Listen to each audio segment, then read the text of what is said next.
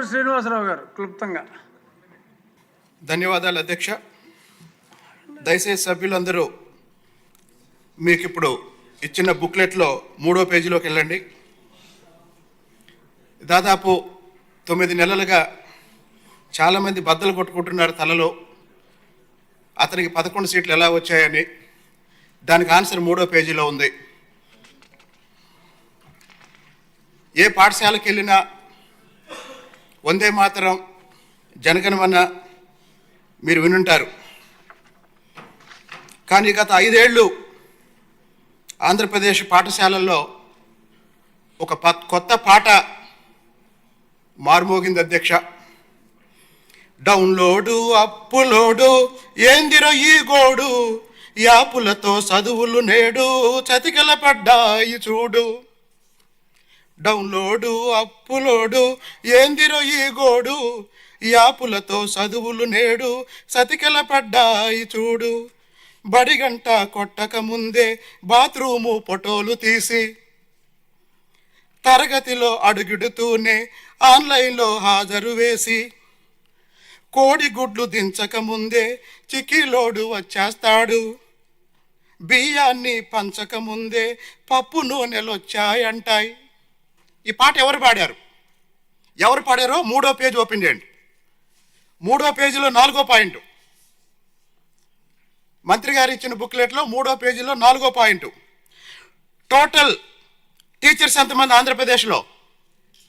దయచేసి అందరూ చూడండి. టోటల్ టీచర్స్ ఎంతమంది? 3వ పేజీ 4వ పాయింట్. టోటల్ టీచర్స్ ఎంతమంది? 3,13,112 కూడండి. 3,13,112 కూడండి. ఎంత వచ్చింది చెప్పండి. టైం లేదు. 11 వచ్చింది. అంటే ఆంధ్రప్రదేశ్లో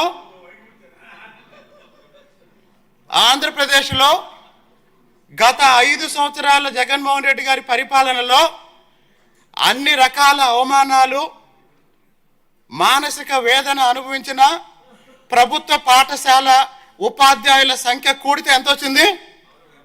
11 వచ్చింది. ఆ తర్వాత పాయింట్ చూడండి.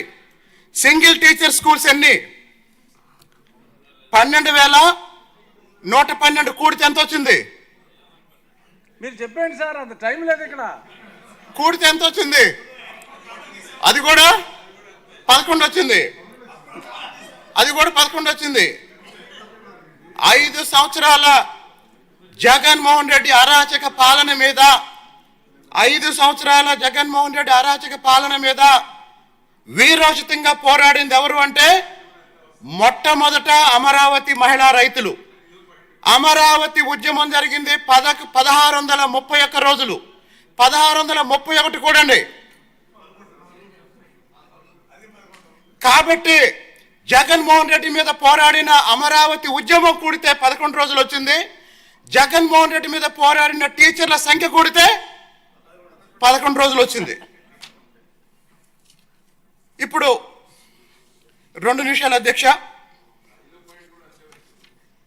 మంత్రివర్గ ప్రమాణ స్వీకారం అయిపోయిన తర్వాత, శాఖల కేటాయింపు ప్రకటన వచ్చిన తర్వాత చాలామంది ఆశ్చర్యపోయింది ఎక్కడంటే లోకేష్ గారి శాఖ చూసి, విద్యాశాఖ. మరి ఇప్పుడు విద్యాశాఖ ద్వారా ఈ రాష్ట్రానికి లోకేష్ గారు ఏం చేయబోతున్నారు అనేది ఇందాక చీఫ్ విప్ గారు ఒక మాట అన్నారు. అదేంటంటే చంద్రబాబు నాయుడు గారు 5 సంవత్సరాల అరాచకం తర్వాత రాష్ట్ర పునర్నిర్మాణం కోసం పాటుపడుతున్నారు అని.